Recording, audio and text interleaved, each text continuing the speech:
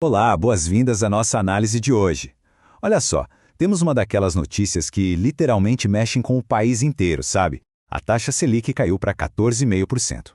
Mas espera aí, em vez da gente ficar só repetindo aquele jargão de economista ou caindo no pânico das manchetes, a nossa promessa aqui é traduzir todo esse cenário macroeconômico complexo em passos super práticos para o bolso de quem está começando a investir. A gente vai entender exatamente o que fazer com essa informação, sempre com foco em muita segurança e constância. O nosso roteiro de hoje é super direto, tá? Vamos passar por a nova taxa Selic, depois guerra, fiscal e inflação, o efeito no bolso, a reserva de emergência e, para fechar, as metas de longo prazo. Vamos lá! Seção 1. A nova taxa Selic, o termostato da economia.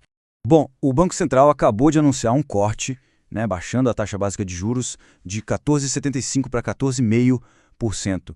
E olha, para muita gente isso pode parecer só, um número pequeno flutuando num painel eletrônico.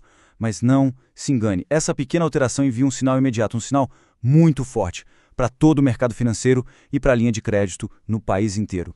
Para facilitar, pensa na Selic como se fosse o grande termostato da economia. É literalmente isso. Quando a inflação está lá nas alturas, o Banco Central vai e aumenta a potência, ou seja, sobe os juros. Isso encarece o crédito, dá uma esfriada no consumo e, claro, ajuda a segurar os preços. Agora, quando eles baixam a taxa para 14,5%, a intenção é exatamente o oposto, aquecer levemente a atividade econômica. Para quem está dando os primeiros passos nos investimentos, entender esse movimento de esfriar e aquecer é, sem dúvida, o primeiro grande passo para decifrar a economia. Seção 2. Guerra, fiscal e inflação. As pressões invisíveis. Mas aí a gente se pergunta, por que não caiu mais? Acontece que existe uma combinação bem específica de fatores, tanto externos quanto internos, que estão atuando como um freio para essa queda dos juros. As nossas fontes do mercado apontam para um cenário global assim bem tenso. De um lado, a gente tem conflitos geopolíticos super complexos no Oriente Médio que batem de frente no preço global das commodities. Só para ter uma ideia, o barril de petróleo chegou a beirar os impressionantes $120 em alguns momentos. Isso é muita coisa. Além disso, os Estados Unidos estão mantendo as próprias taxas de juros deles altas por muito mais tempo do que o pessoal esperava. E, trazendo aqui para o nosso quintal, no Brasil, a gente tem o desafio constante do balanço de gastos do governo e das metas fiscais. Olhando os dados de forma totalmente imparcial, fica muito claro. Qualquer incerteza fiscal ou um choque de energia lá fora gera uma pressão inflacionária gigante aqui dentro. Então o Banco Central olha para todo esse tabuleiro e decide agir com extrema cautela. É por isso, exatamente por isso, que o corte não foi maior. Seção 3. O efeito no bolso, traduzindo o macro para o micro. A grande questão agora é, como é que um número que é decidido numa sala de reuniões lá em Brasília altera o nosso orçamento de supermercado e aquele rendimento da conta na corretora? Para quem está começando agora no mundo dos investimentos e busca, acima de tudo, segurança, essa é a pergunta de $1 milhão, né? O pulo do gato aqui é entender a diferença absoluta entre o que é ganho nominal e o que é ganho real. Pensa na inflação como se fosse uma ladra invisível do poder de compra. Não adianta nada a gente comemorar um rendimento de 14,5% ao ano se a inflação estiver subindo de elevador e corroendo boa parte desse valor. O que realmente importa, o que sobra no final do dia depois de descontar a inflação e os impostos, é o famoso ganho real líquido. E quando a inflação é empurrada para cima, por exemplo, por aquele petróleo mais caro que a gente comentou agora há pouco, o poder de compra lá na ponta, no mercado, fica menor. Então a lição de ouro é, só olhar para a taxa Selic de forma isolada não resolve. O foco tem que ser proteger o patrimônio dessa corrosão invisível. Seção 4. A reserva de emergência. Organizando as carteiras mentais. Sabe como a gente pode se proteger? Tem uma pesquisa muito fascinante baseada lá na Universidade de Cambridge que fala sobre a teoria do portfólio comportamental. O nome é meio chique, mas a ideia é simples. Em vez de pegar todo o dinheiro, jogar num bolo só e entrar em pânico cada vez que a bolsa cai ou a Selic muda, essa teoria ensina a gente a separar o patrimônio em carteiras mentais, como se fossem caixinhas mesmo. E cada caixinha dessas tem um objetivo único, muito claro e principalmente inegociável.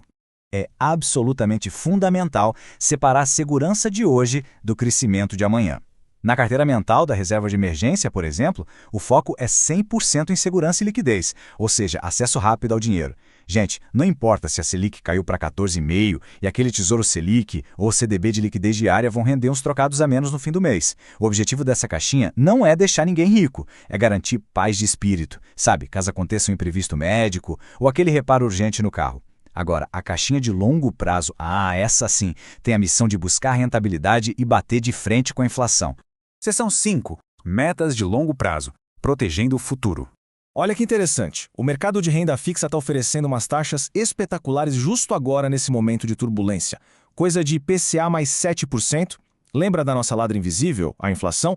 Então, um título do governo que paga a variação da inflação inteirinha, mais um prêmio fixo de 7% ao ano, é basicamente um escudo de titânio para o patrimônio. Os relatórios mostram que taxas de ganho real acima de 7% são raras. São aquelas oportunidades excelentes para garantir que o dinheiro cresça de um jeito super constante ao longo das décadas. Então, vamos consolidar essa estratégia de um jeito bem prático. Se o objetivo daquela caixinha é a segurança imediata, o Tesouro Selic e os títulos que pagam 100% do CDI continuam sendo o porto seguro absoluto. Sim, eles rendem marginalmente menos com a nova taxa, mas mantêm a segurança intocável. Agora, para proteção real contra a inflação lá na frente, o Tesouro IPCA+ desponta como aquele ativo ideal para travar esses ganhos reais bem altos. E para quem quer renda constante? Bom, os fundos imobiliários, principalmente os FIIs de tijolo, são os favoritos. Por quê, né? Porque, historicamente, toda vez que a Selic cai, o dinheiro do mercado costuma migrar para ativos reais como imóveis e isso tende a valorizar muito as cotas desses fundos. É a pura lógica econômica trabalhando a favor de uma carteira mental bem organizadinha. No fim das contas, o ponto crucial de toda essa nossa análise de hoje se resume perfeitamente nessa frase. As metas é que vão determinar a carteira, o foco dita o portfólio. Todo aquele barulho externo no mercado, as guerras lá fora, as tensões de reunião do Banco Central, tudo isso no fundo é secundário. O que dita mesmo para onde o dinheiro vai são os objetivos pessoais inegociáveis de quem investe. Quem está começando agora não precisa, de jeito nenhum, tentar adivinhar o melhor dia para comprar um título. Só precisa ter a disciplina de separar os recursos na caixinha certa, blindando o próprio futuro financeiro. Bom, o cenário econômico está aí, desenhado na nossa frente, né? Os juros estão se ajustando, as pressões da inflação exigem muita atenção da gente e as oportunidades práticas na renda fixa e nos fundos imobiliários estão bem claras. A ideia das carteiras mentais pega o controle do planejamento financeiro e devolve exatamente para onde ele deve estar, nas nossas mãos. E a grande questão que fica agora, para a gente refletir é: qual dessas carteiras mentais a gente vai começar a construir primeiro? Aquela reserva de emergência impenetrável ou o cofre robusto para o longo prazo? Fica aí essa provocação super importante para pensar. Um grande abraço e até a nossa próxima análise.